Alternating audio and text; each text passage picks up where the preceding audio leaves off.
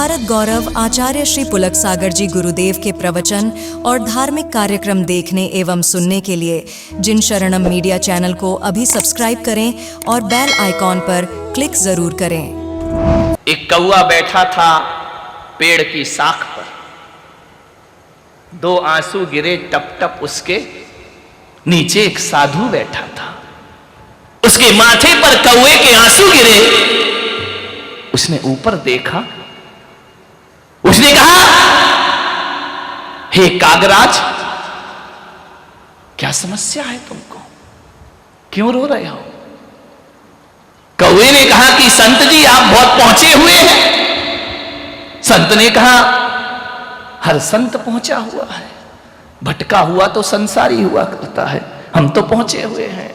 एक आदमी ने पूछा, एक संत ने पूछा, क्यों भैया? एक संत से किसी ने पूछा कि संत जी कैसी चल रही है? अरे बोले बड़ी मजे की चल रही है।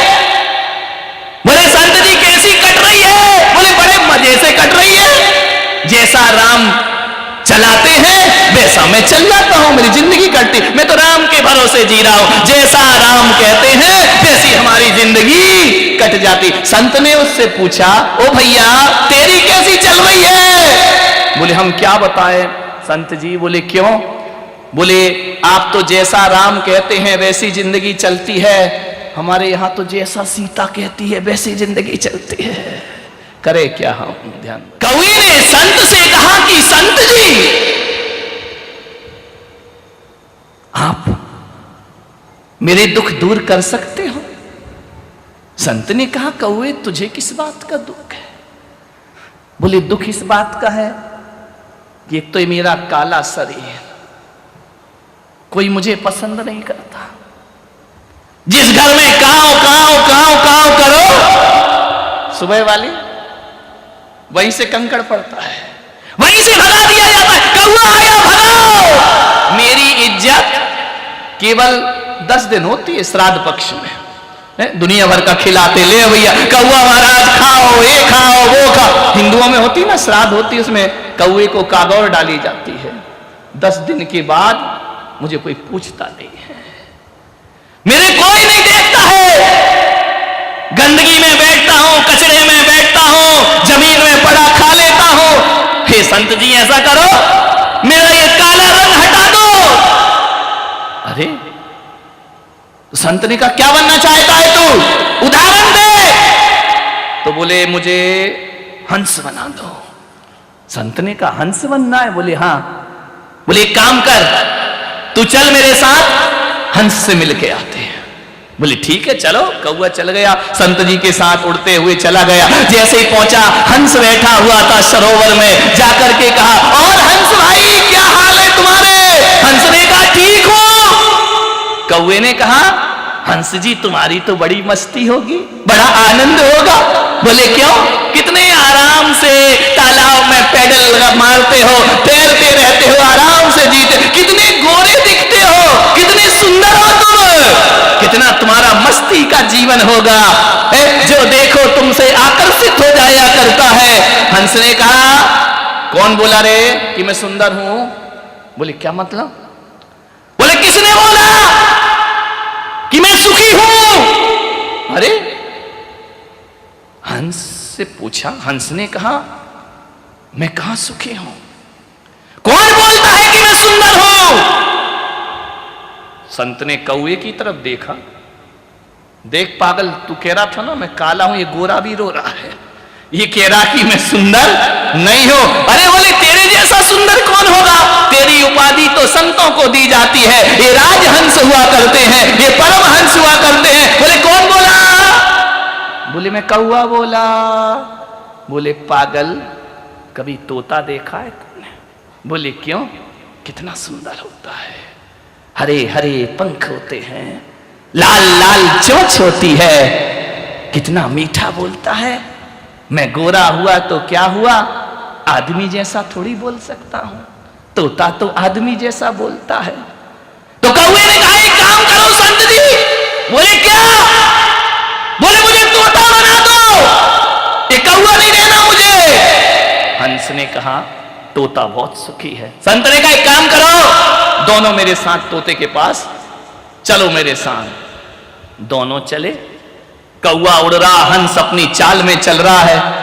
एक पेड़ पर तोता बैठा और मियां मिट्ठू, अरे बड़ा खुश हो गया तोता, क्या बात है, कौवा भी बुला रहा, हंस भी बुला रहा, संत भी आए, और मियां मिट्ठू क्या चल रहा है? उसने तो टे टे टे टे करके जवाब दे दिया, बोले आराम है।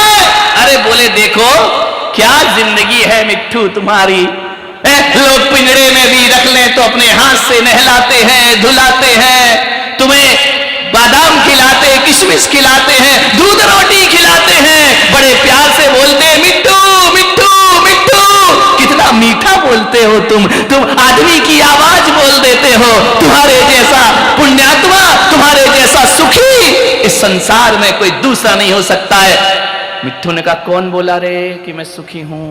अरे कौवे ने कहा यहां भी कोई लफड़ा है क्या? बोले ये कोई मुझे रंग मिला है, हरा रंग। बोले क्या मतलब? अरे बोले ये कोई रंग है क्या? किसी पेड़ पे बैठ जाओ तो पत्ते जैसा दिखता हूं, अलग ही नहीं दिखता हूं। मैं तो पेड़ की हरियाली में छिप जाता हूं, लोग आंख गड़ा गड़ा के देखते हैं तब मुझे पहचान पाते। मेरी क्या जिंदगी है, ये कोई रंग मिला मुझे, ये कोई सुंदरता है क्या? कौवे ने कहा कि मिट्ठू राम तुम तो बहुत सुंदर दिखते हो, हरे हो, काली काली कंठी लगी हुई है गले में, सुंदर सी ये चोंच देखो, लोग कहते तोते जैसी नाक होना चाहिए। अरे बोले पागल है, ये तोते जैसी नाक होना चाहिए। बोले क्यों? बोले मैं कोई सुंदर नहीं हूं, संत जी मुझे सुंदर बना सकते हो? कौवे ने कहा तेरा नंबर कहां से आ गया, अभी तो मेरी बात चल रही है, तू बीच में कहां से आ गया? संत ने कहा कि तुम इतने सुंदर तो दिखते हो, जब चलते हो तो बड़े ठुमक ठुमक चला करते हो। तोते ने कहा ये सब बकवास है, इससे कोई सुख नहीं मिला करता है। बोले क्यों?